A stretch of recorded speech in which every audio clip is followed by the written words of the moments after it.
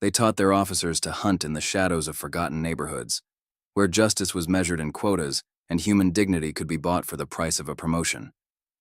Captain Warren called it proactive policing. The streets called it persecution. 2,000 arrests in 3 years, each one feeding a machine that turned police badges into profit and innocence into a luxury the poor couldn't afford. Then they made their fatal mistake. They arrested Monica Lewis. On paper, she was everything they looked for. A single black mother, working double shifts, living on the edges of their target zones. They expected her to break like the others, to plead guilty to a crime she didn't commit, to become another silent victory for their quotas. What they didn't count on was her receipt, or her resolve, or the way a mother's love, when pushed against injustice, can burn hotter than any corrupt system. Now, as she stands in their precinct, surrounded by the architects of oppression, Monica Lewis is about to teach them a lesson that will echo through police departments for years to come. Sometimes the most dangerous person in the room isn't the one with the badge. It's the one with nothing left to lose and everything to fight for. Just before we get back to it, I'd love to know where you're watching from today, and if you're enjoying these stories, make sure you're subscribed, because tomorrow's special episode is one you definitely don't want to miss. Monica Lewis massaged her aching feet as she pulled into the Walker's grocery store parking lot. The clock on her dashboard blinked 10:47 p.m., another exhausting double shift at Jerry's Diner done, but her day wasn't over yet. Her children needed food for the week, and this was her only chance to shop before tomorrow's shift at the cleaning service. The store's fluorescent lights buzzed overhead as Monica grabbed a shopping cart, its wheel squeaking with each push. Her diner uniform still smelled of grease and coffee, but changing clothes would have meant getting home even later. The store was nearly empty, save for a few other late-night shoppers and the bored-looking teenage cashier scrolling through his phone. She pulled out a crumpled shopping list from her coat pocket, smiling despite her exhaustion at her daughter. Lily's careful handwriting.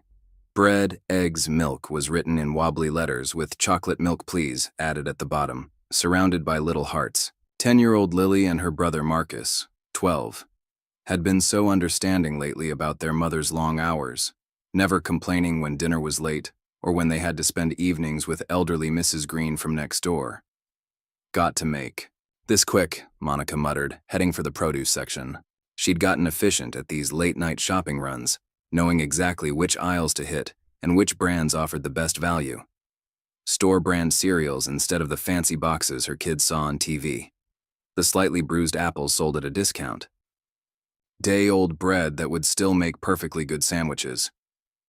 Every penny counted since their father had walked out 2 years ago, leaving Monica to shoulder every bill, every responsibility, every dream and worry about their children's future. Across town, Officer James Hayes sat in his patrol car, drumming his fingers against the steering wheel. 6 months on the force, and he still felt the same surge of pride every time he put on his uniform. The badge gleamed on his chest, polished each morning with careful attention. His colleagues might mock his eagerness, but Hayes had ambitions. He wasn't going to spend his career walking a beat or responding to domestic disturbances. He had his sights set on detective, maybe even captain someday. The radio crackled, breaking through his thoughts. Unit 247, this is Captain Warren. Hayes immediately sat up straighter. Unit 247 here, go ahead, Captain. Status report on your patrol of the target zones? Warren's voice carried an edge of impatience. Just finished Sector 3, sir. Moving to Sector 4 now. Pick up the pace, Hayes. You know we're behind on our monthly quotas. I need officers who understand what it takes to maintain law and order in this city. Don't make me regret giving you this beat. Hayes swallowed hard, remembering Warren's earlier orientation about which neighborhoods needed extra attention. The captain had been very clear about the importance of meeting certain metrics, particularly in the predominantly minority communities, that somehow always ended up with the highest arrest rates. Understood, sir. I won't let you down. Hayes pulled into the Walker's grocery parking lot, part of his designated patrol route. The store's security guard, Tom Bradley, was already walking toward his car. Hayes recognized him from the morning briefings, a wannabe cop who'd failed the academy 3 times but loved throwing his weight around in a security uniform.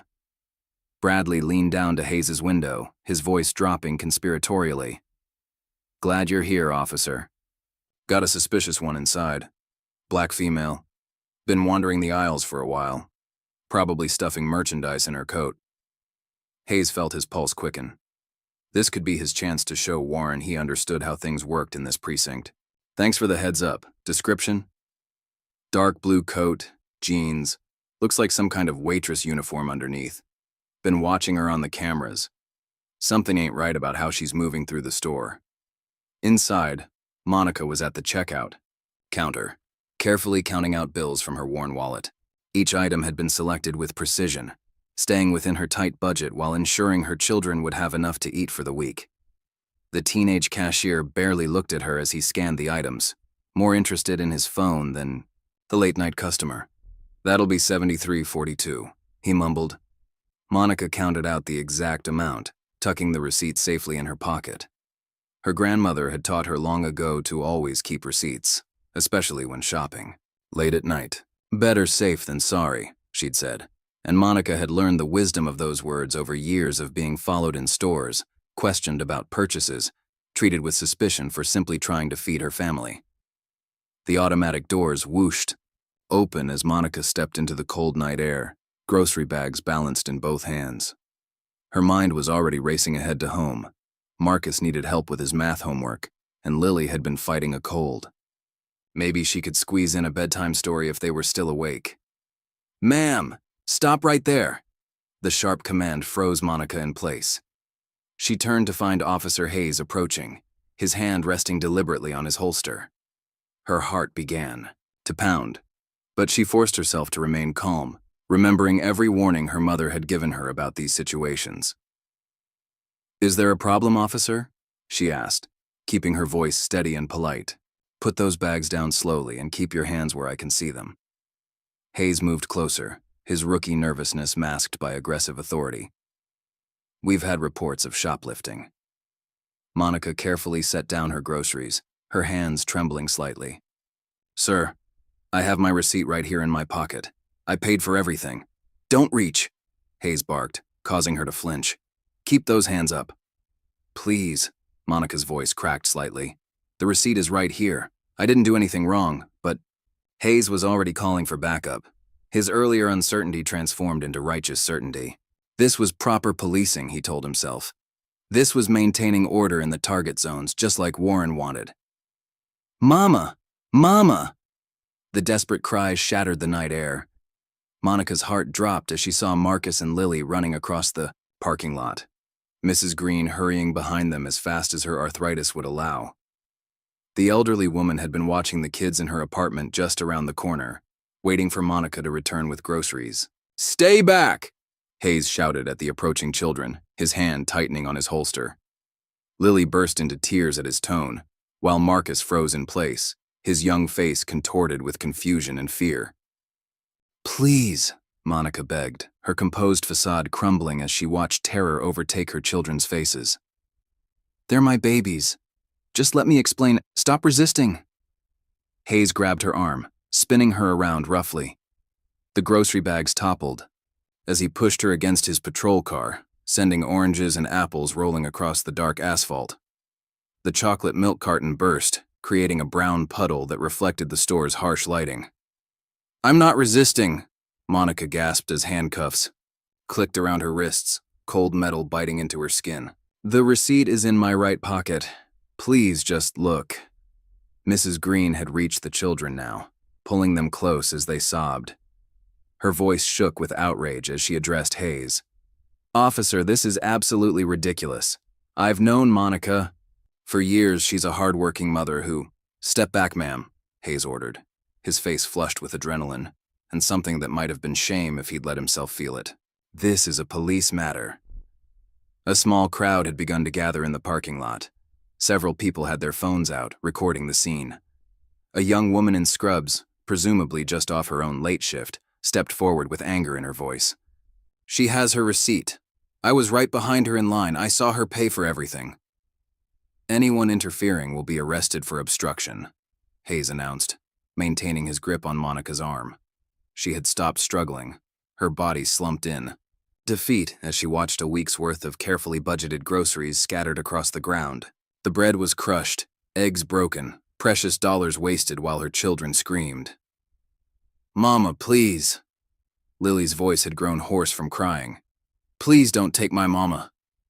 Mrs. Green held both children tightly, her own eyes brimming with tears of helpless anger. Marcus stood rigid in her embrace, his 12-year-old mind struggling to process this violation of everything he'd been taught about justice and fairness. Monica tried to turn her head, desperate to offer some comfort to her children. "Mrs. Green, please take them home. It's going to be okay. Marcus, baby, take care of your sister. I'll be—" "Face forward." Hayes pushed her head down as he opened the back door of his patrol car. The last thing Monica saw before the door slammed was Lily collapsing in Mrs. Green's arms, her small body racked with sobs. The drive to the precinct passed in a blur of sirens and radio static. Monica sat perfectly still in the back seat, her hands growing numb from the tight handcuffs. Her mind raced with fears. Who would get the kids ready for school tomorrow? What would her boss at Jerry's say when she didn't show up for the morning shift? How could she possibly afford a lawyer on her salary? The precinct buzzed with harsh fluorescent activity, despite the late hour. Hayes marched Monica through a gauntlet of curious eyes and whispered comments. The booking process stripped away, her dignity piece by piece, fingerprints pressed into cold ink, the harsh flash of the mugshot camera, her belongings cataloged and sealed in a plastic bag. "Empty your pockets," ordered a tired-looking officer with sergeant's stripes. Monica could only watch helplessly as they pulled out the crumpled receipt, the proof of her innocence that had gone unexamined in the parking lot. "Please," she tried one more time, her voice barely above a whisper. "The receipt shows I paid for everything." "Save it for your lawyer." The sergeant cut her off, adding the receipt to the bag of belongings without a glance. The holding cell felt like a tomb of hope, the metal door clanging shut with terrible finality. Monica sank onto the hard bench, drawing her knees up to her chest as she tried to ward off the bone-deep chill. Around her, other women sat in various states of despair, some angry, some weeping, some staring into space with vacant eyes.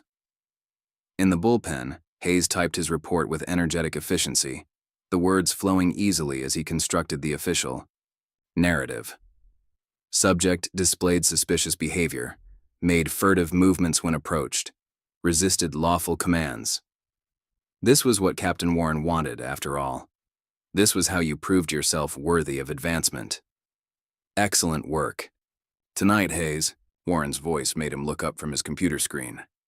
The captain stood beside his desk, a satisfied smile on his face. This is exactly the kind of proactive policing we need in the target zones. Keep this up, and you'll have a bright future in this department. Thank you, sir, Hayes beamed, pushing away the memory of children's screams and scattered groceries. Just doing my job. That's what I like to hear. Warren clapped him on the shoulder. Law and order. That's what keeps this city running. We have quotas to meet, metrics to maintain. Some bleeding hearts might not understand that, but you do. As Warren walked away, Hayes turned back to his report with renewed determination. This was his path forward, his chance to prove himself worthy of greater things. If some people had to suffer for the greater good, well, that was just how the system worked. In her cold cell, Monica pressed her forehead against her knees and finally allowed her tears to fall. She thought of her children, probably still awake, and terrified in Mrs. Green's apartment. She thought of her jobs, her carefully balanced budget, the life she'd worked so hard to build.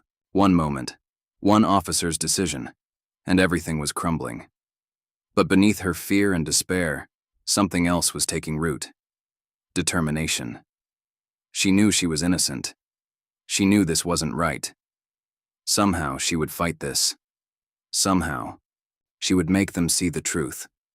Her children needed her to be strong, to show them that justice was worth fighting for, even when the system seemed stacked against them. Outside the precinct, the night grew colder. The scattered groceries in the Walker's parking lot were eventually cleaned up by the night staff, the spilled milk washed away, the crushed bread and broken eggs thrown in the dumpster. Mrs. Green sat in her apartment, holding Monica's exhausted children as they finally fell into troubled sleep, whispering prayers for justice into the darkness. In his patrol car, Officer Hayes began his next loop through the target zones, his radio crackling with calls, his freshly pressed uniform still perfect, his conscience slowly hardening into the shape his superiors demanded. The night was still young, and there were quotas to meet, arrests to make, order to maintain. Monica closed her eyes in her cell, trying to find a comfortable position on the hard bench. The walls seemed to press in around her, but she refused to let them crush her spirit. Tomorrow would bring new challenges, explaining to her bosses, finding a lawyer, reassuring her children. But for now, she held on to her faith that somewhere, somehow, someone would help her fight back against the machine that had so carelessly torn her world apart. Hours crawled by in the holding cell. The fluorescent lights never dimmed, making sleep impossible. Monica thought about Lily's handwriting on the shopping list, about Marcus's face twisted in helpless anger, about Mrs. Green's promises to take care of them.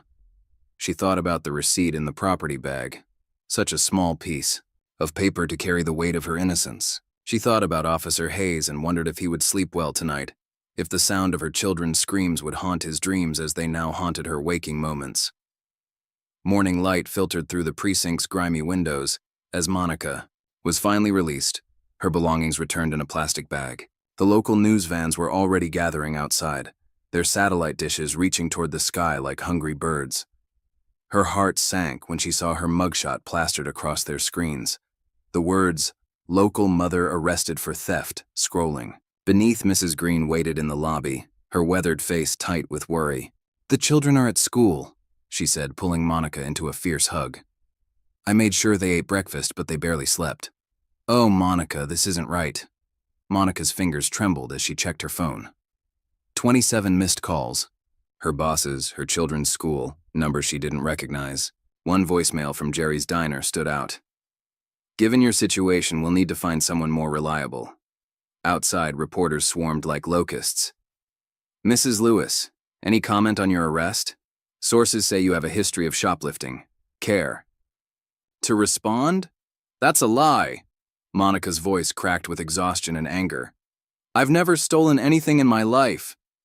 Mrs. Green guided her through the media gauntlet to her ancient Buick. As they drove away, Monica saw the headline on the local news website, "Repeat offender caught in grocery store heist." The photo they'd chosen made her look hardened, dangerous. Nothing like the exhausted mother she'd seen in the mirror that morning. "They're saying I've done this before," Monica whispered, her hands clenching into fists. "They're making me look like a criminal." "We won't let them get away with this," Mrs. Green declared, her arthritic hands gripping the steering wheel tightly. "My Harold, God rest his soul, always said that a lie can travel halfway around the world while the truth is still putting on its shoes, but truth catches up eventually." Back at her apartment, Monica found a termination notice from the cleaning service slipped under her door. 2 jobs lost in less than 12 hours. The rent was due in 10 days, and her savings wouldn't cover it. She sank onto her worn couch, overwhelmed by the speed with which her life was unraveling. Her phone buzzed with a text from an unknown number. "Saw what happened at Walker's. Have video. DM me. Justice Watcher." More messages followed as the video of her arrest spread across social media. Some offered support, others spewed hatred, but one caught her eye, a local activist named Rachel Martinez. "This isn't an isolated incident. Captain Warren's precinct has a pattern. Call me." The next morning, a small crowd gathered outside the precinct. Signs bobbed in the morning air. "Justice for Monica. Stop police quotas. Black Lives Matter." Rachel stood at the center, her megaphone amplifying years of community frustration. "How many more innocent people will be arrested to meet quotas?" she demanded. "How many more families torn apart?" Inside the precinct, Officer Hayes watched the protesters through Venetian blinds. His report sat open on his computer, the official narrative feeling hollow in the light of day. The video of the arrest had gone viral, and the comments were brutal. His own sister had called, her voice thick with disappointment. "Jimmy, what were you thinking? Don't let it get to you." Captain Warren's voice made him jump. Social media warriors don't understand what it takes to keep order. Speaking of which, the DA's office called. They're offering your perp a deal. Plead guilty to a misdemeanor. Time served. Hayes nodded mechanically, but something didn't sit right. The receipt had been in her pocket, just like she'd said. He'd seen it in booking, date-stamped, itemized. Why were they pushing for a plea? The courthouse stood like a stone guardian in the heart of downtown, its marble steps well worn by the feet of those seeking justice. Monica climbed them slowly, Mrs. Green at her side. The prosecutor's office had summoned her for a meeting, and she couldn't afford to ignore the call. Assistant District Attorney William Sheffield sat behind a massive desk, his suit as crisp as his tone. "Mrs. Lewis, let's be practical. You're a single mother with no savings and no lawyer. We're offering you a way out. Plead guilty to misdemeanor theft, and this all goes away. Time served, minimal fine." "I'm not pleading guilty to something I didn't do," Monica replied, her voice firm despite her racing heart. "I have the receipt. I paid for everything." Sheffield's smile didn't reach his eyes. "Receipts can be faked. Officer Hayes' report paints a very different picture. Think about your children, Mrs. Lewis. Do you really want to risk jail time?" "I am thinking about my children." Monica stood, her hands steady now. "I'm thinking about what kind of example I'd be setting if I admitted to a crime I didn't commit just because you're trying to scare me." As they left the courthouse, a tall black man in an impeccable suit approached them. "Mrs. Lewis? I'm Judge Nathaniel Carter. I couldn't help overhearing. Are you being pressured to take a plea?" Monica hesitated, but Mrs. Green spoke up. "They're trying to railroad her, Your Honor. She's innocent. There's video proof, witnesses, even the receipt. But they're threatening her with jail if she doesn't plead guilty." Judge Carter's expression darkened. "I know this game all too well. The system counts on people being too scared or too poor to fight back." He handed Monica a business card. "Call Jason Bell. Tell him I sent you. He's a civil rights attorney who takes on cases like yours pro bono." Jason Bell's office was a far cry from the prosecutor's mahogany palace. Papers covered every surface, and protest posters lined the walls. The lawyer himself was younger than Monica expected, with keen eyes and barely contained energy. "Judge Carter told me about your case," he said, gesturing for Monica and Mrs. Green to sit. "I've been tracking Warren's precinct for months. They have a pattern of targeting minority neighborhoods, enforcing illegal arrest quotas. Your case might be exactly what we need to expose it." "I just want my life back," Monica admitted. "I lost both my jobs, my kids are traumatized, and the media's painting me as some kind of career criminal." "We'll get your life back," Jason promised, "and maybe help others avoid the same fate. But I need you to be strong. Warren and his cronies won't go down without a fight." Back at the precinct, Hayes sat through the daily briefing, trying to ignore the growing knot in his stomach. Warren was praising the department's proactive policing strategies, boasting about increased arrest numbers. The other officers nodded along, but Hayes noticed Officer Maria Rivera staring at her hands, her face troubled. After the meeting, Hayes found himself studying arrest reports from the past 6 months. The pattern was undeniable. Predominantly minority neighborhoods, similar charges, same outcome. Most defendants took plea deals, their lives forever marked by convictions they couldn't afford to fight. That evening, Jason filed a motion requesting all arrest records from Warren's precinct. The response was swift and aggressive. The department's lawyers claimed confidentiality, citing ongoing investigations and officer safety. "They're hiding something," Jason told Monica during their next meeting. "But we're not alone in this fight anymore." He showed her his phone. Dozens of messages from other victims of similar arrests. A black teenager arrested for suspicious behavior while walking home from basketball practice. A Hispanic mother charged with trespassing at her own apartment complex. an elderly Asian man accused of stealing from his own store.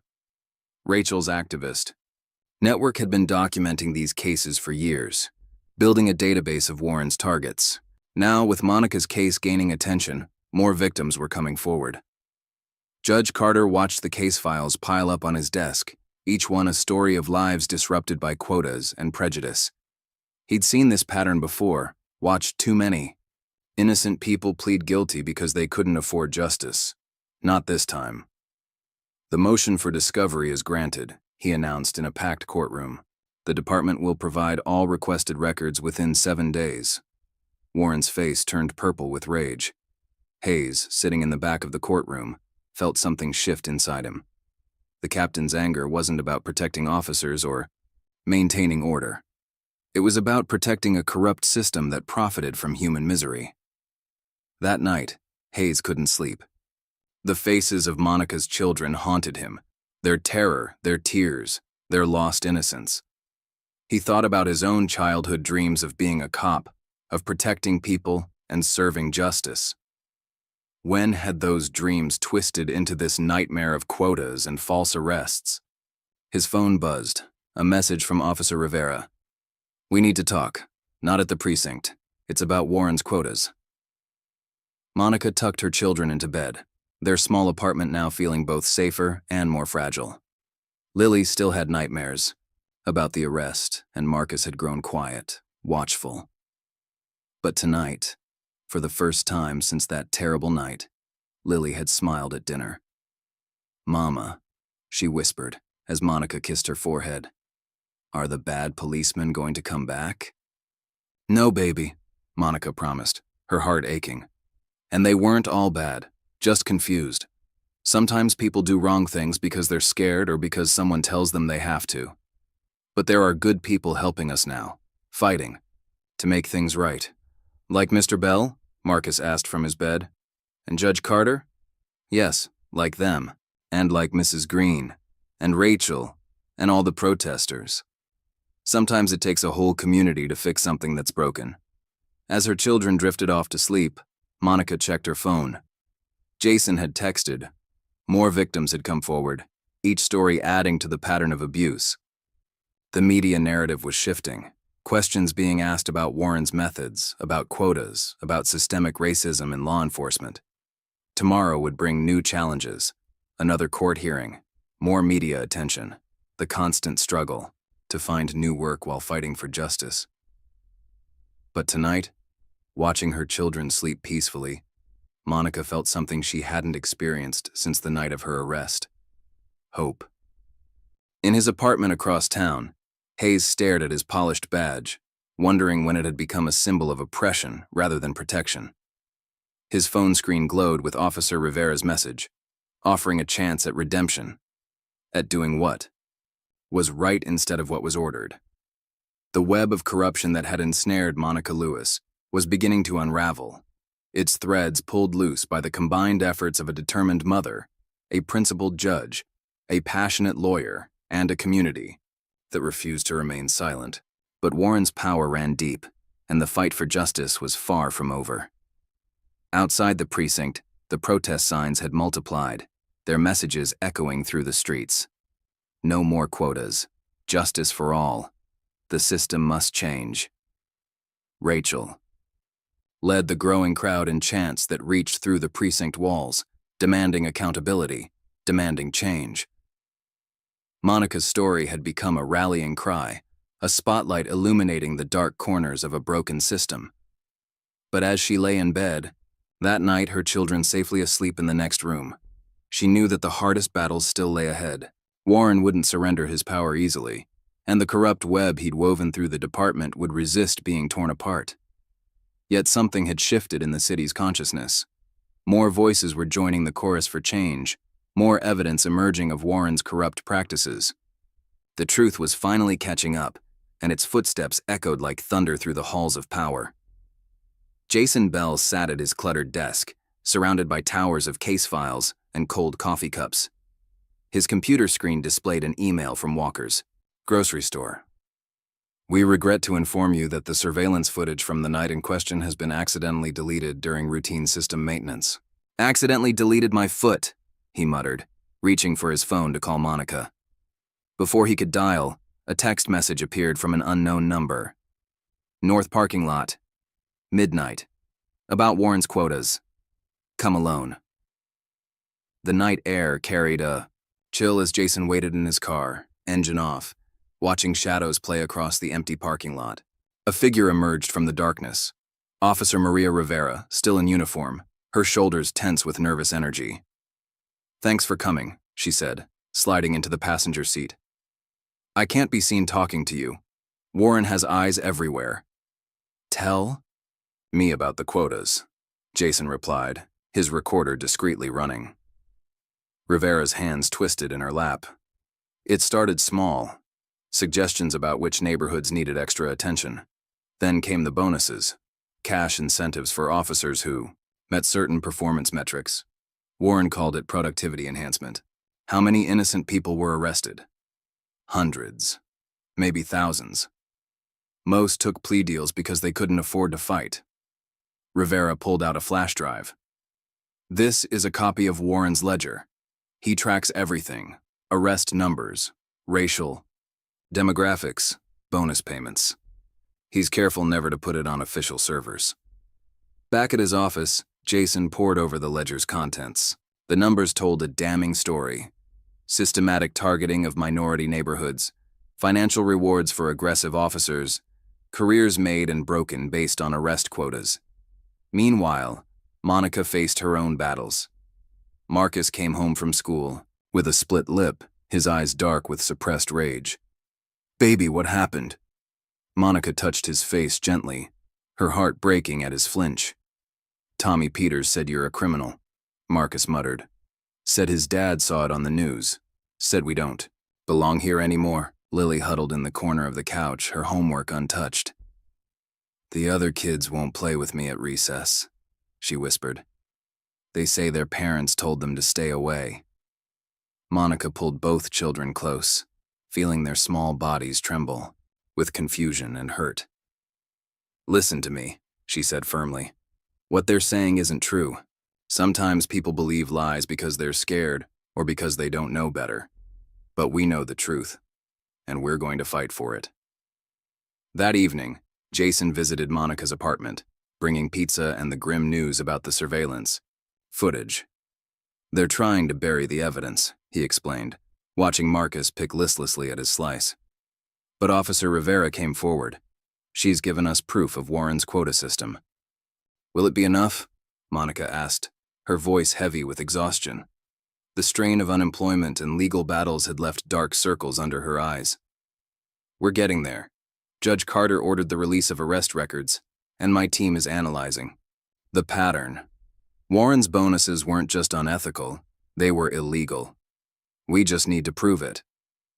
A knock at the door made them all freeze. Monica approached cautiously, peering through the peephole.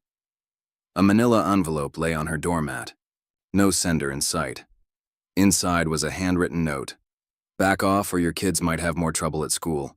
Some accidents can't be prevented. Monica's hands shook as she showed Jason the threat. They're targeting my children now. This ends now, Jason growled, pulling out his phone to call Judge Carter. Across town, Officer Hayes sat in his car, staring at the precinct entrance. His latest arrest quota was due, but Rivera's words haunted him. How many other innocent people had he arrested, their lives destroyed to feed Warren's corrupt machine? His phone buzzed. Another message from Warren. Numbers looking low this month, Hayes. Remember our conversation about career advancement. Hayes thought about Monica's children screaming in the parking lot, about Marcus's split lip that he'd witnessed yesterday while driving past the school, about the ledger he'd seen on Warren's desk matching Rivera's description. At Walker's Grocery, the night manager, David Wilson, locked up with trembling hands. Earlier that day, 2 plainclothes officers had visited, reminding him about the importance of community cooperation. The surveillance footage hadn't been accidentally deleted. He'd erased it himself under their watchful eyes. The guilt ate at him as he drove home. He'd thought being a good citizen meant supporting the police, But what if the police weren't supporting justice? Rachel's activist network had been busy. Her latest blog post connected Warren's arrest patterns to city funding, revealing how quotas generated revenue through fines and plea deals. Comments poured in from other victims, their stories forming a devastating picture of systemic abuse. The whole system is designed to trap people, she explained to her followers in a live stream. They arrest innocent people, pressure them into plea deals, then use those convictions to justify more aggressive policing. It's a cycle of injustice funded by our tax dollars. Jason worked late into the night, linking evidence from Rivera's ledger to official arrest records. A clear pattern emerged. Officers who met quotas received bonuses, while those who questioned the system found themselves assigned to dead-end beats or facing internal investigations. His computer pinged with an email from a former officer who'd worked under Warren. I tried to report the quota system 3 years ago. They buried the complaint and forced me into early retirement. I kept copies of everything. The next morning, Monica walked her children to school, ignoring the whispers and stares from other parents. Marcus walked with his head high, but his hand gripped hers tightly. Lily hummed quietly to herself, a nervous habit she'd developed since the arrest. Remember what I told you, Monica said at the school gates. You have nothing to be ashamed of. We're fighting for the truth. Mrs. Lewis? She turned to find Officer Hayes standing awkwardly nearby, his uniform crisp, but his face troubled. The sight of him made Lily shrink behind her mother. What do you want? Monica asked, stepping between Hayes and her children. Hayes swallowed hard. I need to tell you something. About Warren, about the quotas, about why I really arrested you that night. Before he could continue, a patrol car pulled up sharply. Captain Warren himself stepped out, his face thunderous. Officer Hayes, my office now. Hayes looked at Monica, then at her children, then back at Warren. In that moment, he had to choose between the career he'd dreamed of and the truth he could no longer deny. Meanwhile, Judge Carter received a thick envelope from Jason. As he read through the evidence, the ledger, the witness statements, the pattern of corruption, his jaw tightened. This wasn't just about one wrongful arrest anymore. This was about a system that had betrayed its fundamental purpose. He drafted an order requiring the precinct to preserve all records and communications. Warren might have deleted the store footage, but there would be no more convenient accidents that afternoon. Jason met with Monica to review their strategy. The threat against her children had shaken her, but it had also strengthened her resolve. We're not just fighting for me anymore, she said, showing him pictures other victims had sent. Elderly men humiliated by false arrests, young mothers separated from their children, teenagers whose futures were derailed by coerced plea deals. We're fighting for all of them. As they talked, more evidence arrived. Rachel's network had identified over 200 cases matching Monica's. Minority residents arrested on flimsy pretexts, pressured into pleas, their lives forever altered by Warren's quota system. David Wilson, the night manager, finally broke. His silence, providing a sworn statement about the deleted footage. They said my job would be at risk if I didn't cooperate, he explained. But I can't live with this anymore. I have the original footage backed up on my personal drive. The footage showed exactly what Monica had claimed. A normal shopping trip ended by Hayes' aggressive intervention. More importantly, it showed Warren himself visiting the store hours before the arrest, speaking with security guard Bradley. Officer Rivera continued gathering evidence, taking enormous risks to document Warren's ongoing corruption. She recorded conversations about quotas, photographed internal memos, and compiled lists of officers who'd been rewarded or punished based on their arrest numbers. Late that night, Hayes sat in his apartment, staring at his badge and gun. Warren's threats echoed in his mind, but so did the sound of children crying, of lives being broken for the sake of statistics. His phone held dozens of texts from Warren, each more threatening than the last. The next morning, Monica received another envelope. But this time, when she opened it, she smiled. Inside were statements from other officers in Hayes's precinct, each one detailing Warren's quota system and its devastating impact on the community. Jason added these statements to his growing file. The evidence was overwhelming. A conspiracy of quotas, racism, and greed that had destroyed countless lives. Now they just had to prove it in court. As Monica tucked her children into bed that night, Lily asked a question that broke her heart. "Mama, why do some police officers hurt people instead of helping them?"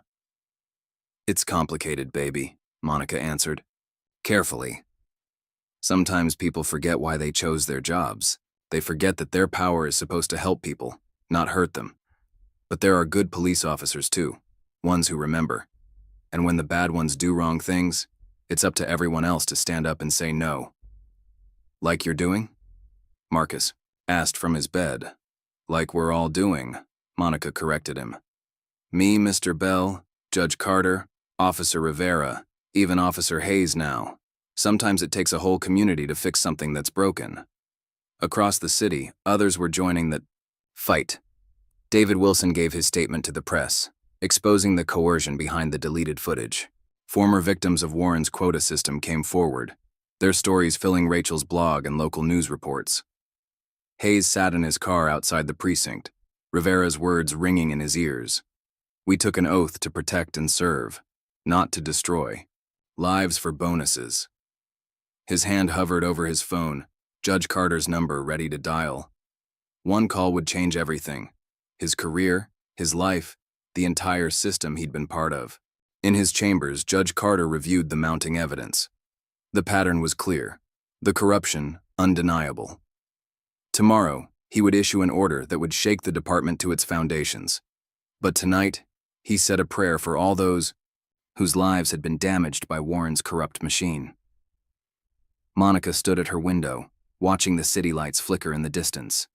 Tomorrow would bring new challenges, new threats, new battles.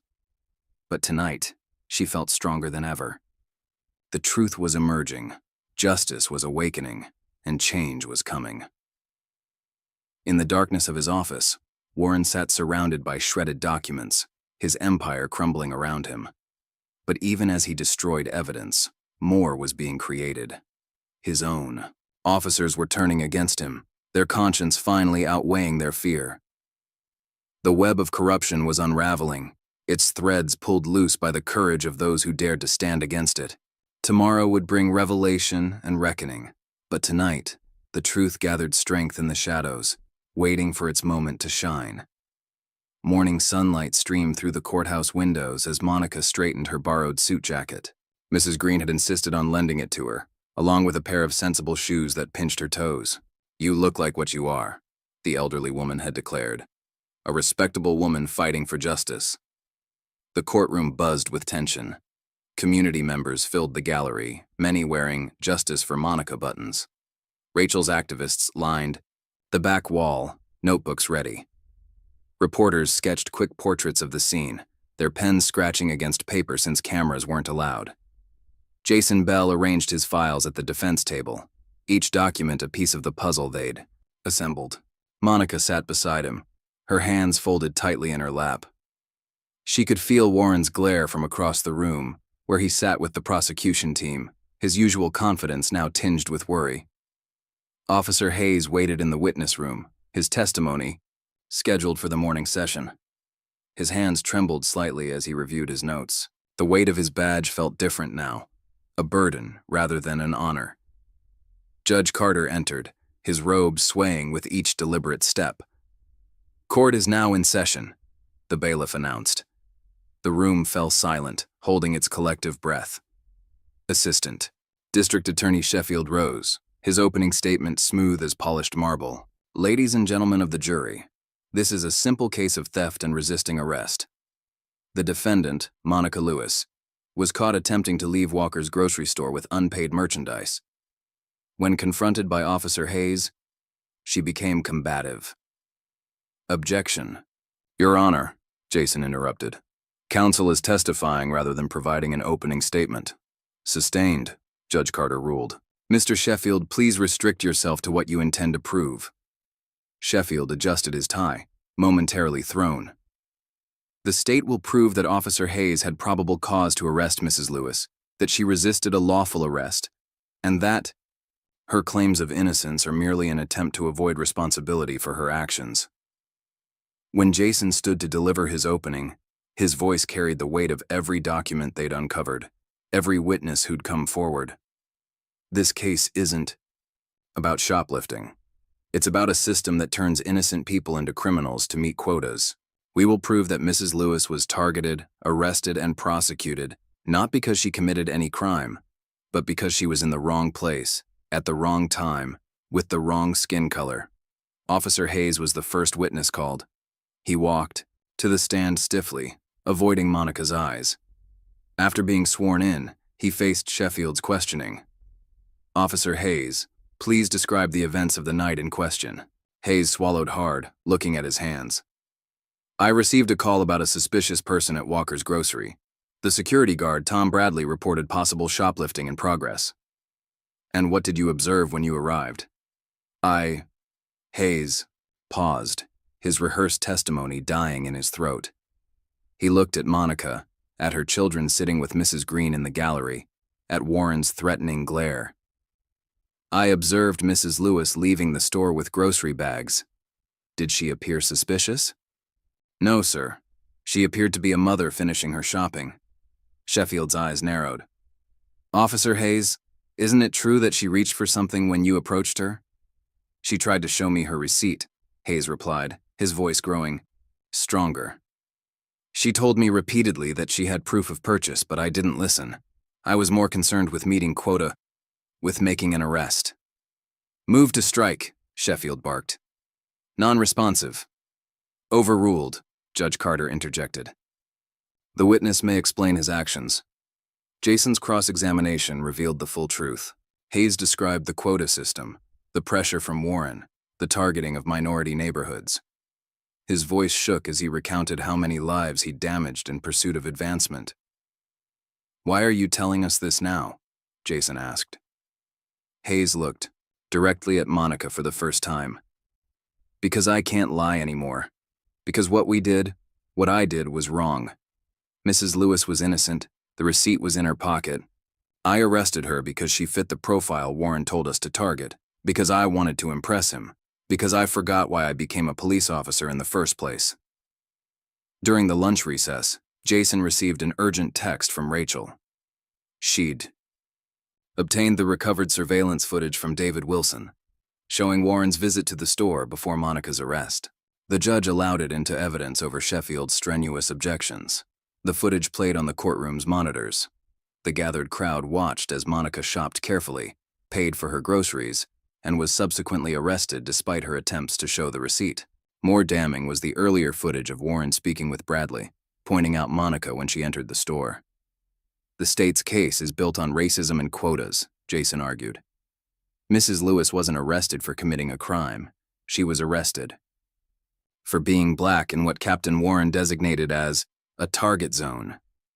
Sheffield tried to salvage his case by attacking Monica's character. Isn't it true that you've had previous interactions with law enforcement? Yes, Monica answered calmly. I called them when my ex-husband became violent. I called them when someone broke into my neighbor's apartment. I called them because I believed they would help. Instead, they targeted me. Judge Carter's voice cut through Sheffield's next question. Counsel, if you continue this line of questioning without evidence of relevant prior convictions, you will be held in contempt.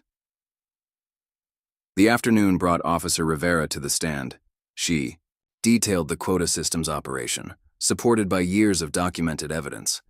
Her testimony painted a picture of systematic corruption, with Warren at its center.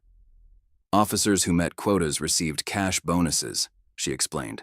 Those who questioned the system were punished with bad shifts, poor evaluations, or worse. Warren called it motivation, but it was pure corruption. Warren shifted uncomfortably in his seat as Rivera described his methods. His phone buzzed, constantly with messages from city officials, each one more panicked than the last, as the depth of his corruption became public. The jury sat transfixed as Jason presented chart after chart, showing the racial disparity in arrests, The numbers were stark. Minority residents were 5 times more likely to be arrested in Warren's precinct, with most cases ending in plea deals rather than trials. Mrs. Lewis refused to plead guilty to a crime she didn't commit, Jason reminded the jury. She stood up to a system designed to break her, and in doing so, she exposed the truth about police quotas, racial profiling, and the corruption that turns law enforcement into a tool of oppression. Monica's children watched from the gallery as their mother took the stand. Her voice never wavered as she described the night of her arrest, the humiliation of jail, the loss of her jobs, and the ongoing trauma suffered by her family. "I taught my children to trust the police," she testified. "I taught them that the law protects everyone equally. That night in the parking lot, they learned a different lesson. But now, they're learning a new one. That standing up for the truth matters, that justice is worth fighting for." Sheffield's cross-examination tried to focus on the minute details of that night, but Monica's answers remained consistent and clear. The receipt was still in evidence, date-stamped and itemized, proving her innocence beyond doubt. As the day's session drew to a close, Judge Carter addressed the court. "We'll resume tomorrow morning with closing arguments. I remind everyone that this case has implications beyond one arrest. The integrity of our justice system itself is on trial." Outside the courthouse, reporters swarmed the steps. Rachel's activists chanted for justice while counter-protesters defended Warren. Monica walked through the chaos with her head high, her children's hands held tightly in hers. Hayes sat in his car long after the others had left, staring at his reflection in the rearview mirror. His testimony had ended his career, but for the first time since the academy, he felt like a real police officer, one who protected truth rather than quotas. Warren huddled with his lawyers in a downtown office, their faces grim as they reviewed the day's testimony. The evidence against him was overwhelming, his carefully constructed system exposed to public scrutiny. In his chambers, Judge Carter studied Monica's file late into the evening. The case had grown far beyond a simple arrest, becoming a referendum on policing practices, racial bias, and institutional corruption. Monica tucked her children into bed that night, their prayers filled with hopes for justice. Marcus asked if Officer Hayes was good or bad now. "He's learning," Monica answered carefully. "Sometimes doing the right thing means admitting you did wrong first." Jason worked through the night, preparing his closing argument. The evidence filled boxes and hard drives, Hayes' testimony, Rivera's documents, Wilson's footage, the data, showing years of discriminatory arrests. Tomorrow, he would weave it all together into an undeniable picture of injustice and redemption. In homes across the city, people who'd been victimized by Warren's quota system watched the news coverage of the trial. Many cried as they recognized their own stories in Monica's testimony. Some called Jason's office, offering to testify about their experiences. The courthouse stood silent in the darkness, waiting for morning. Inside its walls, truth had begun to overcome corruption. Courage had faced down intimidation, and justice had awakened from a long slumber. Tomorrow would bring closing arguments and the jury's deliberation. The city held its breath, knowing that their future would be shaped by 12 citizens' response to Monica's stand against systemic corruption. Mrs. Green sat in her apartment, polishing her good shoes for tomorrow. "My Harold used to say that justice moves slow," she told her cat. "But it moves sure when good people push it along." The night deepened as Monica lay awake, remembering the weight of handcuffs, the sound of her children crying, the cold cell where she'd refused to surrender. Her truth. Tomorrow would determine more than her fate. It would show her children and the world whether courage and honesty could truly overcome corruption and prejudice. Morning light painted the courthouse steps gold as Jason Bell climbed them, carrying a heavy cardboard box. Inside were financial records obtained through Judge Carter's subpoena, years of precinct accounts showing mysterious payments, unauthorized bonuses, and carefully hidden incentives. The courtroom hummed with anticipation. Monica sat at the defense table, her posture straight despite the exhaustion evident in her eyes. Warren occupied his usual spot behind the prosecution, But his normal swagger had been replaced by barely concealed anxiety. Jason began by calling the precinct's former bookkeeper, Sarah Martinez, to the stand. Her hands shook as she opened the ledger she'd secretly copied before being forced into retirement. "Can you explain these monthly payments?" Jason asked, projecting a spreadsheet onto the courtroom screen. "They were labeled as performance incentives," Sarah explained. "But they only went to officers who met certain arrest quotas. Captain Warren insisted on cash payments off the books. When I questioned it, he said it was standard procedure." The jury leaned forward as Sarah detailed the payment system. Officers who exceeded their quotas received envelopes of cash. Those who failed found their overtime mysteriously denied, or their shifts changed to undesirable hours. "Did you maintain records of these payments?" "Yes." Sarah pulled out a thin notebook. "I kept a private log of every transaction. The amounts, the officers involved, the reasons given. I knew someday someone would ask questions." Sheffield objected repeatedly, but Judge Carter allowed the testimony. The financial web of corruption emerged with devastating clarity, a system designed to reward aggressive policing in targeted neighborhoods. Hayes returned to the stand, his testimony now focused on the incentive system. "Warren promised me fast advancement if I met the quotas. He said certain neighborhoods were target-rich environments. We all knew what that meant." "And how were officers compensated for meeting these quotas?" Jason asked. "Cash bonuses, usually. Between $500 and $2,000, depending on the number and type of arrests. Warren said it had to be cash to avoid bureaucratic interference. Now I know he meant oversight." During cross-examination, Sheffield tried to paint Hayes as a disgruntled employee seeking revenge. "Isn't it true that you're only testifying against Captain Warren because you failed to meet department standards?" "No," Hayes replied firmly. "I'm testifying because I helped destroy innocent lives for money. Mrs. Lewis wasn't my first wrongful arrest, but she'll be my last." The afternoon brought David Wilson, the grocery store manager, to the stand. His voice trembled as he described Warren's visit before Monica's arrest. He said the store needed to cooperate with police initiatives. When I asked what that meant, he pointed out Mrs. Lewis entering the store. Said she fit the profile they were looking for. "And what happened to the surveillance footage?" Jason prompted. "2 officers came to my office the next day. Said it would be better for everyone if the footage disappeared. They watched while I deleted it." Wilson paused, gathering courage. "But I had already backed up the files. I couldn't sleep knowing an innocent woman might go to jail." The recovered footage played again, this time synced with security cameras from multiple angles. The jury watched Warren's arrival, his conversation with Bradley, Monica's normal shopping trip, and the aggressive arrest that followed. Officer Rivera took the stand next, armed with years of documented evidence.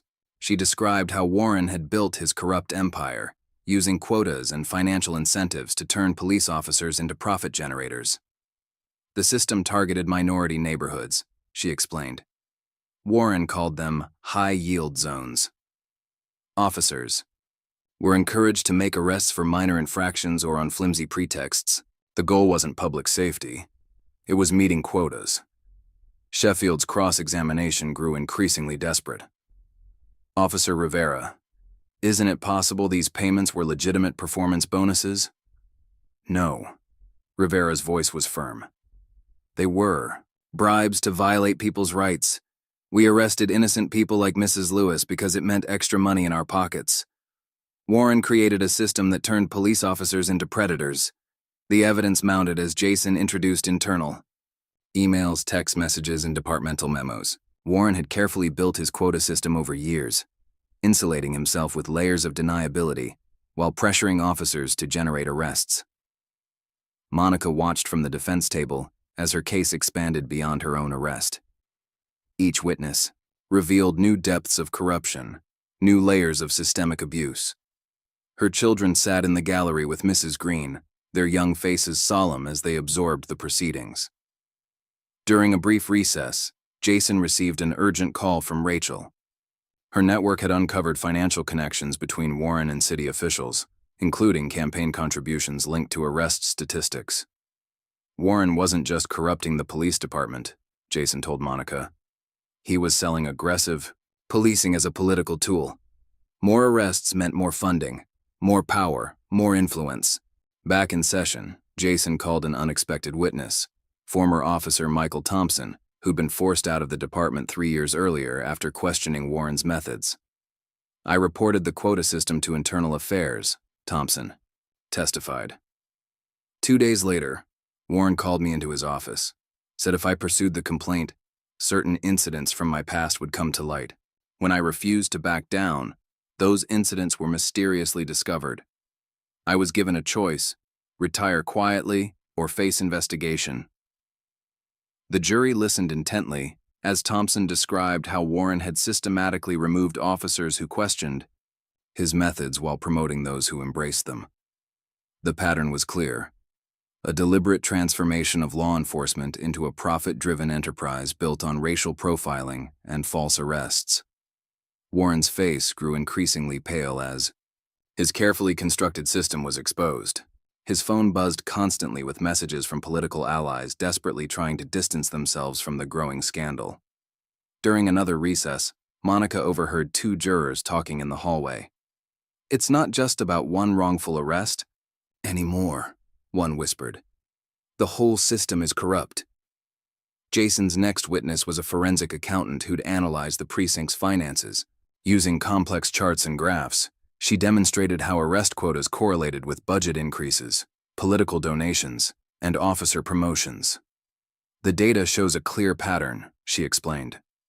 Neighborhoods with primarily minority residents were targeted for increased arrests. These arrests generated fines, fees, and forfeitures that funded both the quota bonuses and political contributions. Sheffield attempted to object, but Judge Carter allowed the testimony. "The financial motivation behind Mrs. Lewis's arrest is directly relevant to this case," he ruled. As the day progressed, more victims of Warren's quota system filled the gallery. Their presence served as silent testimony to the human cost of corruption.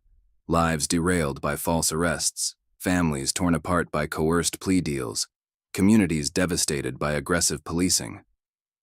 Hayes watched from his seat as the full scope of his former captain's corruption emerged. The cash bonuses that had once seemed like rewards for good policing now felt like blood money. During the afternoon session, Jason introduced evidence of Warren's attempts to cover his tracks. Deleted emails recovered by computer forensics experts showed frantic messages ordering subordinates to shred documents and wipe hard drives. Captain Warren knew his system was illegal, Jason told the jury. That's why he insisted on cash payments. That's why he destroyed evidence.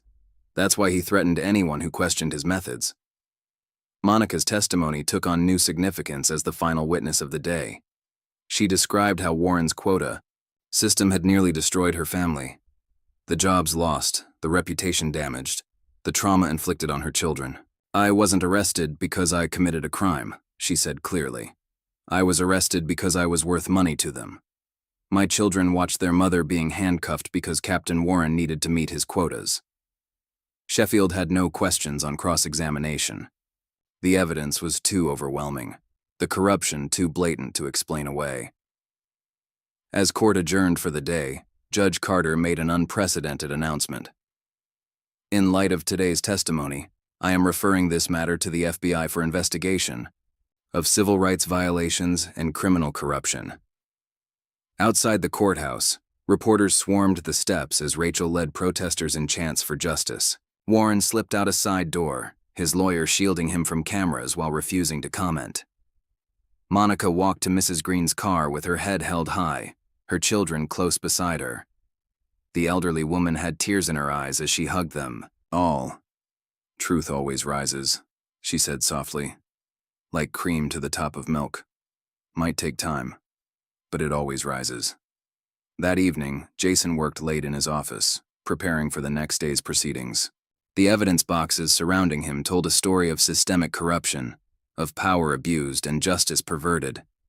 But they also told a story of courage, of people like Monica who refused to be broken, of officers like Rivera who chose truth over security, of citizens who stood together against injustice. Hayes sat in his apartment, his badge and gun on the coffee table. His testimony had ended his police career, but for the first time since the academy, He felt clean. Tomorrow would bring more revelations, more evidence of corruption, more proof that the system he'd once believed in had been twisted into a tool of oppression. Warren paced in his darkened office, shredding documents even as he knew it was too late. His empire of quotas and kickbacks was crumbling, exposed by the very people he'd tried to break. Monica tucked her children into bed, their prayers now including thanks for truth and justice alongside their usual requests. Marcus asked if things would be different now. "Yes, baby," she answered, smoothing his hair. "Sometimes things have to break completely before they can be fixed properly. What happened to us was wrong, but it's helping to fix something bigger than us." The city slept uneasily, knowing that tomorrow would bring more revelations, more evidence of how trust had been betrayed and power corrupted. But in that darkness, hope was growing. Hope that truth could overcome corruption, that justice could be restored. That change was finally coming. Monica's hands trembled as she straightened her blouse. The morning sun filtered through her apartment window, casting long shadows across the floor. Outside, she could hear news vans already gathering, their satellite dishes reaching toward the sky like metal flowers. "You ready, Mama?" Marcus asked, his school uniform neat and pressed. Lily stood beside him, clutching the lucky charm bracelet Mrs. Green had given her. "Ready as I'll ever be, baby." Monica hugged them both, breathing in their familiar scents, drawing strength from their presence. The courthouse buzzed with anticipation. The jury had deliberated for 3 days, each hour feeling like an eternity to Monica. As she walked through the security checkpoint, familiar faces nodded in support. Courthouse staff who'd watched the trial unfold, activists who'd stood vigil outside, other victims of Warren's quota system who'd come forward. Jason met them at the courtroom doors, his tie slightly crooked from a sleepless night.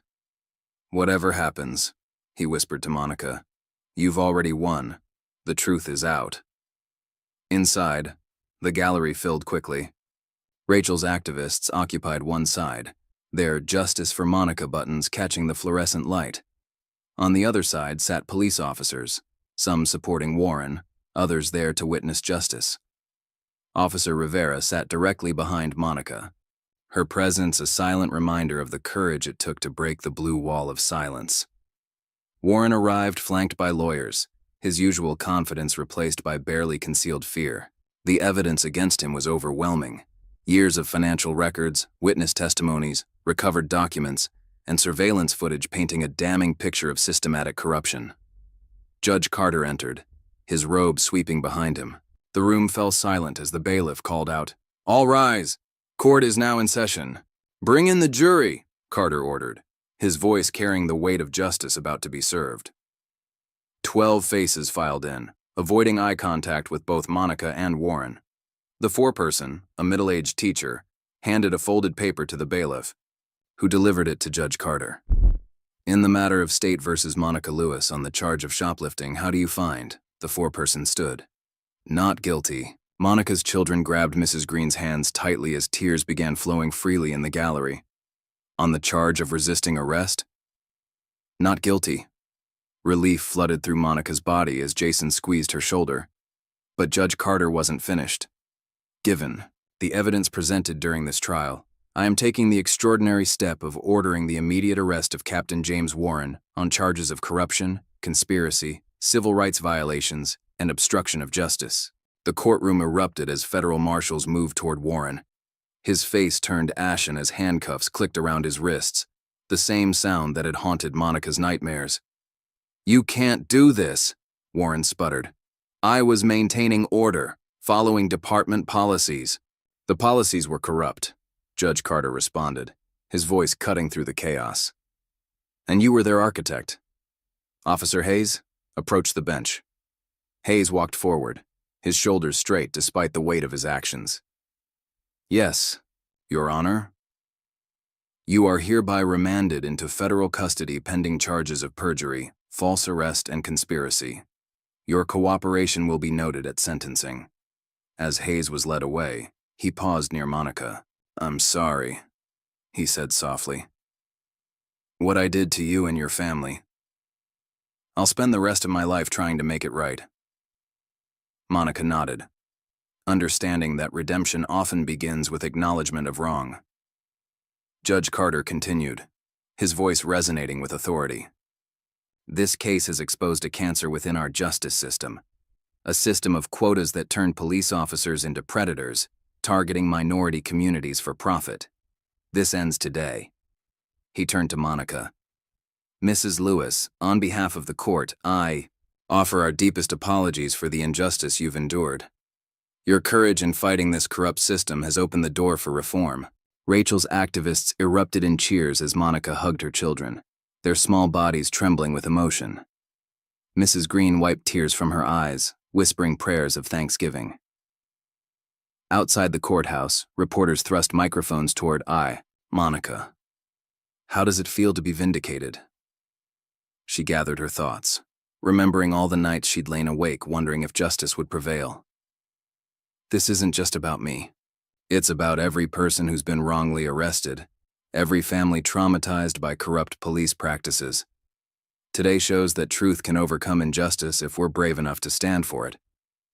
Jason announced plans to file a civil lawsuit against the city.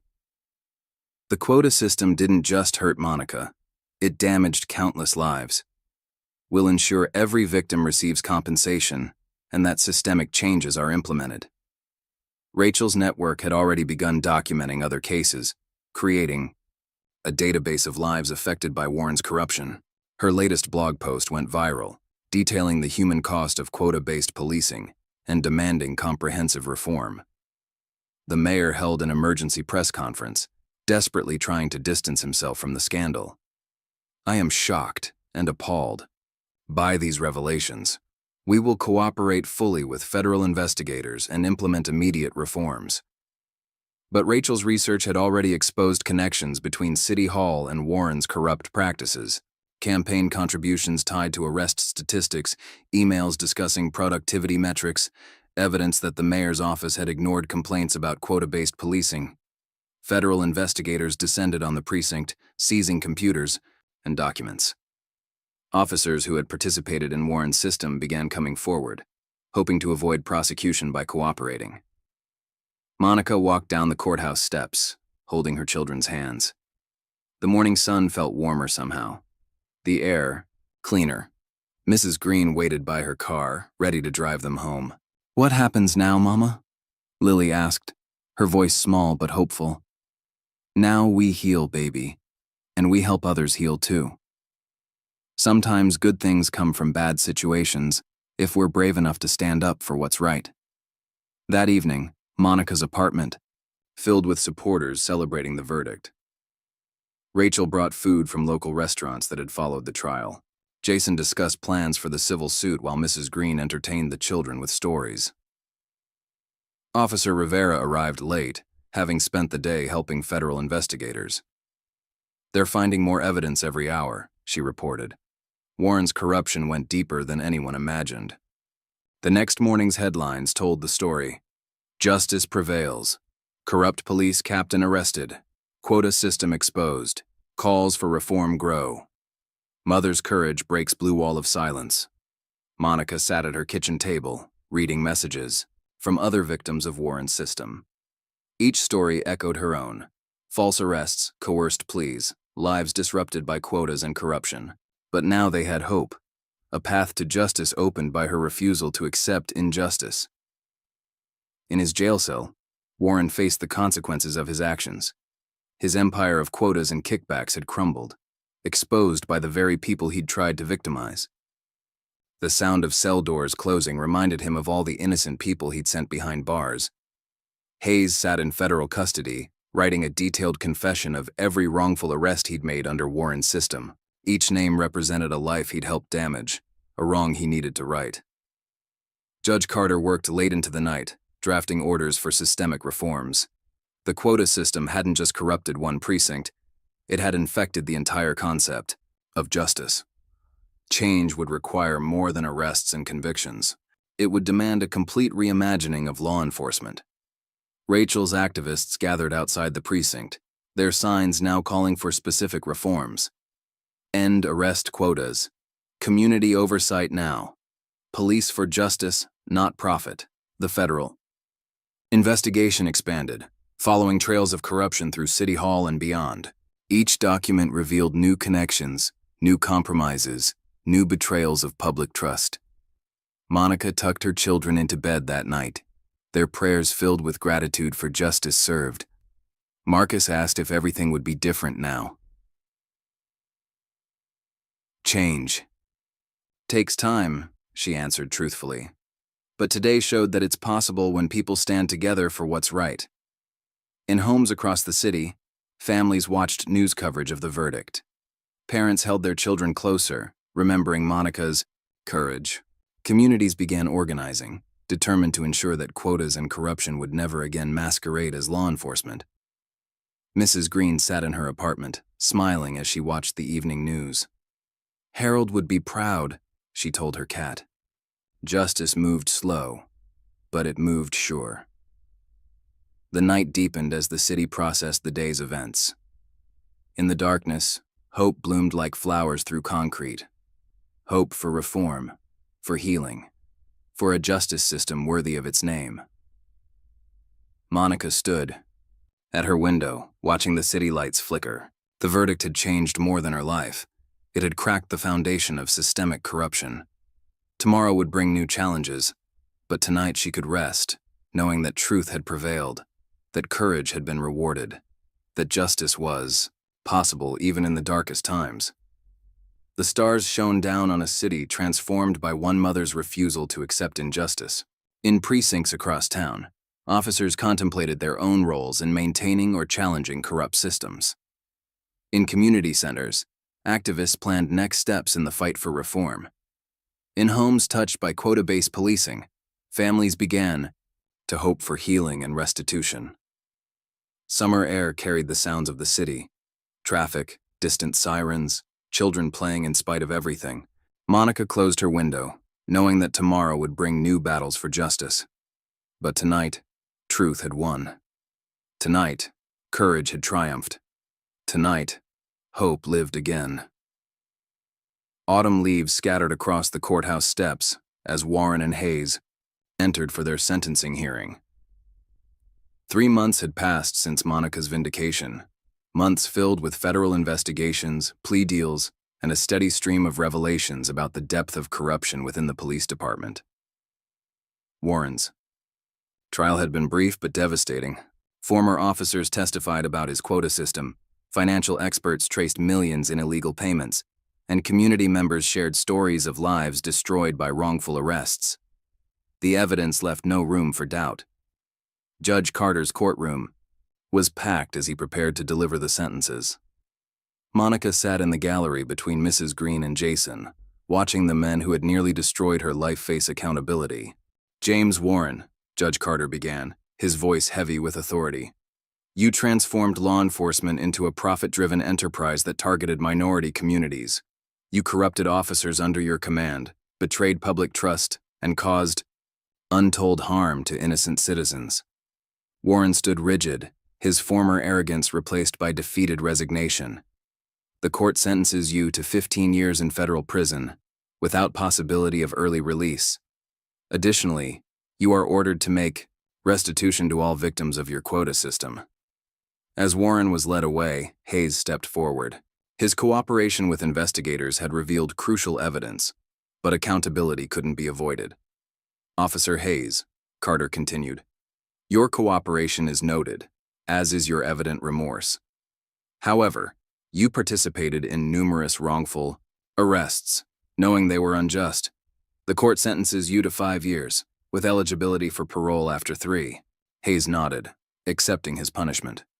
Before being escorted out, he turned to Monica. I'll spend every day trying to make amends.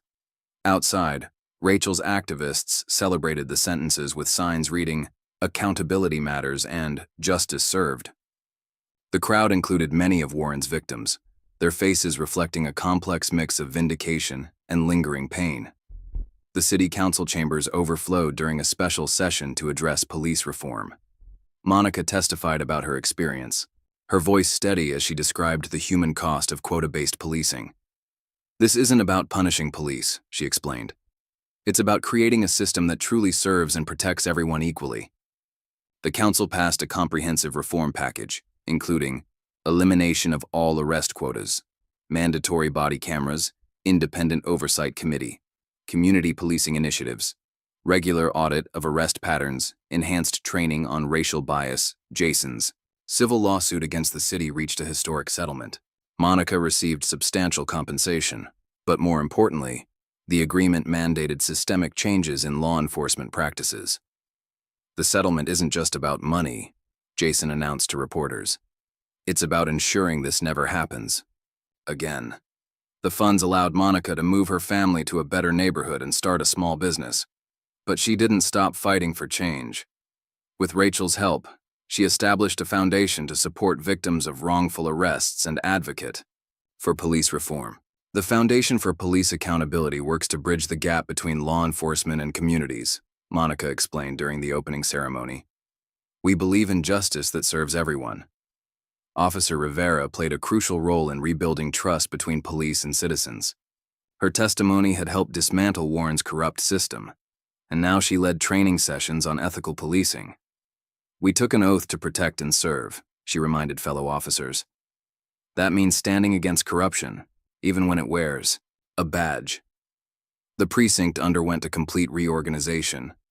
Many officers resigned or faced charges, but others embraced the chance for reform. New leadership emphasized community engagement over arrest numbers, and civilian oversight ensured transparency. Hayes wrote letters from prison, documenting his journey from ambitious rookie to corrupt officer to reluctant whistleblower. His written confession became required reading at the police academy, a cautionary tale about the importance of moral courage. In schools across the city, Marcus and Lily found themselves treated differently. Some saw them as heroes' children, others as troublemakers who had exposed police corruption. Their teachers noticed both children showing unusual maturity in discussions about justice and fairness. My mama taught us that standing up for truth is hard, Marcus explained during a class presentation. But staying silent hurts more. Warren's prosecution triggered investigations in other cities, revealing similar quota systems nationwide. Police departments faced increased scrutiny, and reform movements gained momentum across the country. Monica's story became a catalyst for change.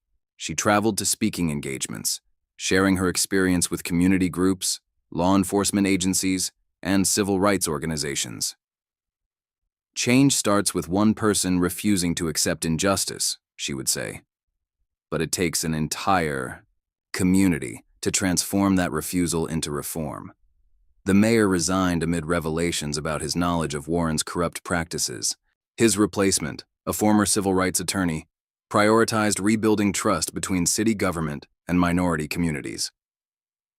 Judge Carter's reputation for integrity grew. His handling of Monica's case and the subsequent corruption trials set precedents for judicial courage in confronting systemic injustice. The law must serve justice, he wrote in a widely cited opinion, not quotas, not politics, not prejudice. Mrs. Green watched these changes unfold with satisfaction. Her apartment became a gathering place for community organizers, her wisdom helping guide the ongoing fight for reform. Progress isn't just about changing laws, she often said. It's about changing hearts and minds. 1 year after Warren's arrest, the city gathered for a memorial service honoring victims of quota-based policing.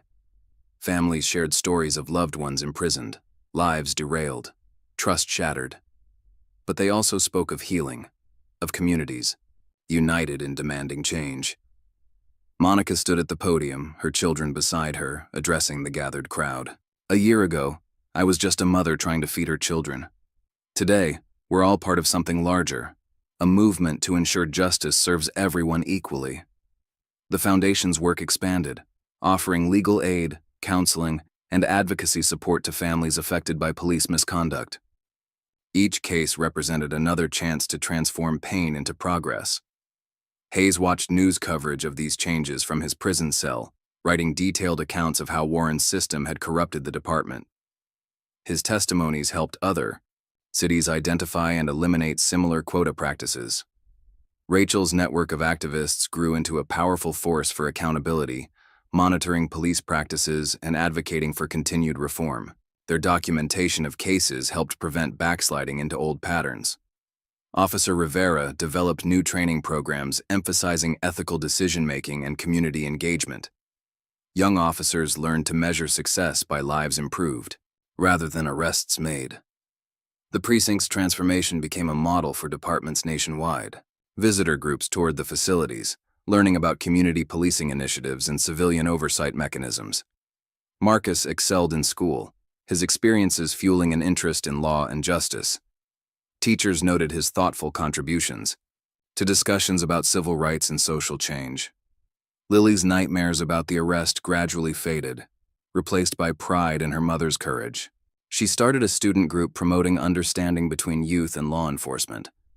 Monica's small business thrived, becoming a gathering place for community members and reform advocates. The walls displayed newspaper articles about the case, alongside artwork created by local children. The foundation established scholarships for children of incarcerated parents, helping break cycles of poverty and trauma. Each recipient represented hope for a more just future. Warren served his sentence in a federal facility, his empire of corruption dismantled, his legacy transformed from respected captain to cautionary tale about abuse of power. One evening, Monica found Marcus studying the framed newspaper article about Warren's sentencing. "Do you think he understands now?" he asked. "What he did to people?" "I hope so," Monica answered thoughtfully. "But what matters more is that we understand how to prevent it from happening again, how to stand up for what's right, how to change things that are wrong." The city had changed irrevocably. Trust was being rebuilt, not through speeches and promises, but through consistent action and accountability. Each reformed policy, each civilian oversight meeting, each community policing initiative represented another step toward justice. As autumn deepened into winter, Monica stood at her business's window, watching leaves dance in the wind. The Foundation's latest report showed significant decreases in wrongful arrests and improved police-community relations. "Progress isn't perfect," she told a documentary filmmaker interviewing her about the changes. "But it's real. Every person who speaks up, every officer who chooses integrity over quotas, every judge who demands accountability, they're all part of the solution." The story of one mother's fight for justice had sparked a movement, challenging systemic corruption and demanding change. In precincts, courtrooms, and communities across the nation, people were learning the lesson Monica had taught her children: that standing up for truth might be difficult, but silence in the face of injustice was no longer an option. 5 years. After her wrongful arrest, Monica Lewis stood before a packed auditorium at the National Civil Rights Conference. Her memoir, Standing for Truth, had topped bestseller lists for months, its powerful message resonating with readers across the country. "Change doesn't happen in grand moments," she told the attentive crowd.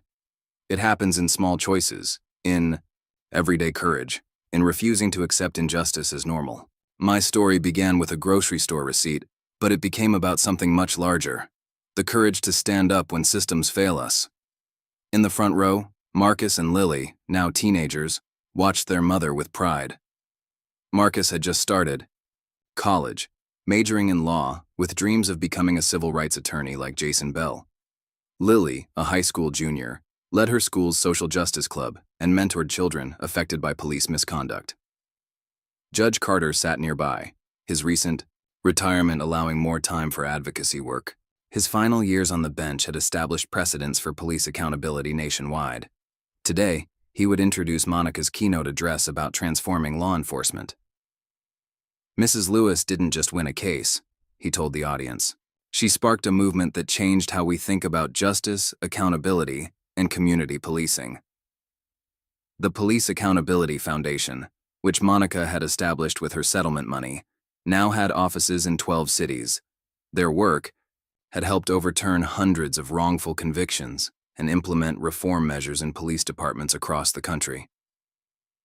Jason Bell, still passionate despite his graying hair, headed the Foundation's legal team.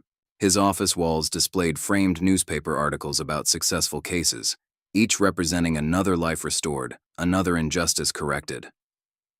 Monica taught us all about courage, he often told new lawyers joining the foundation.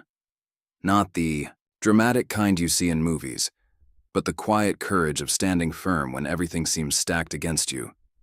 Officer Rivera had risen to become the city's first female police chief, implementing training programs that became national models for ethical policing.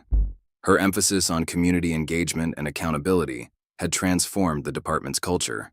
"We measure success differently now," she explained during a training session.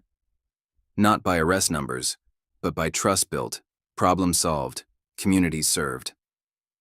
The former precinct building had been converted into a community center, its walls adorned with murals celebrating unity and justice. Weekly meetings brought together police officers and community members for dialogue and problem solving. Mrs. Green, now in her 80s but still sharp as ever, ran a youth mentoring program at the center. Her apartment remained a gathering place for activists and organizers, her wisdom helping guide new generations in the fight for justice. "Change is like bread rising," she would say, serving her famous sweet potato pie. "It needs time, warmth, and people working together." Hayes had served his sentence, using his time to document the evolution of Warren's corrupt system. His written accounts helped other departments identify and eliminate similar practices. Upon release, he joined the Foundation's speaking circuit, sharing his journey from corruption to redemption. "I can't undo the harm I caused," he told audiences. "But I can help prevent others from making the same mistakes." Warren remained in federal prison, his appeals exhausted. The system he'd built had been dismantled, its corrupt practices exposed and eliminated. His name became synonymous with abuse of power, studied in law schools as a cautionary tale. Monica's memoir detailed not just her case, but the larger story of community resilience and systemic change.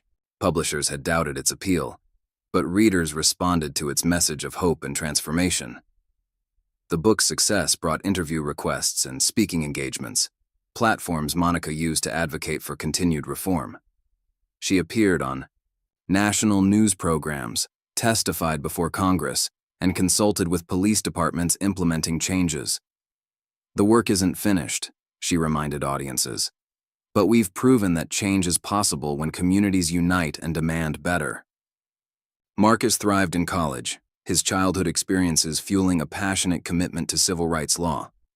His professors noted his unique perspective on justice, shaped by watching his mother's fight for accountability. "Law isn't just about rules," he wrote in a class essay.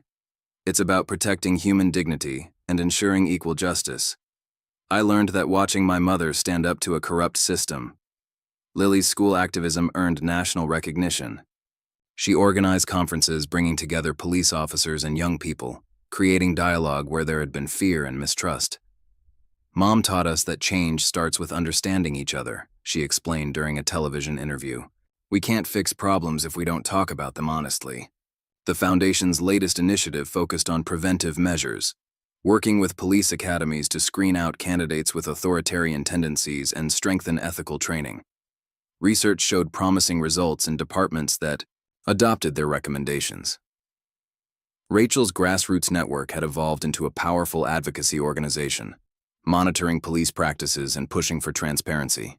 Their documentation methods developed during Monica's case became standard tools for accountability activists nationwide. "Monica showed us that one person's story can change the system," Rachel told new organizers.